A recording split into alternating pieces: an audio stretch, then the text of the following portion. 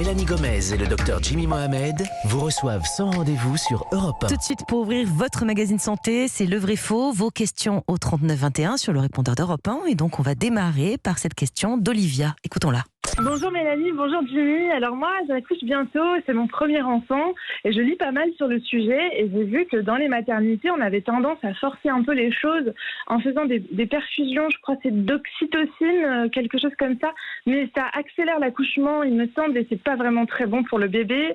Alors est-ce que je peux refuser cette injection? Merci d'avance pour votre réponse et continuez comme ça, j'adore votre émission.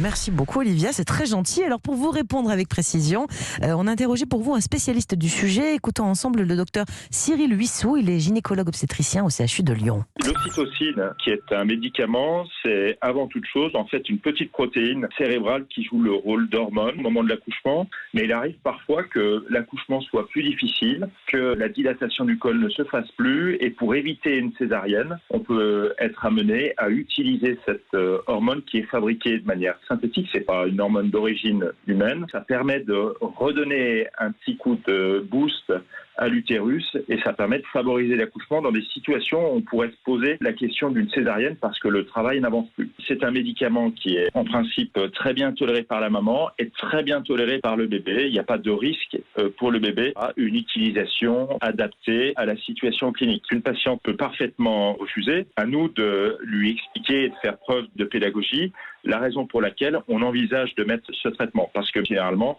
les mamans qui ont recours à ce type de médicament, elles ont encore moins envie évidemment d'une césarienne.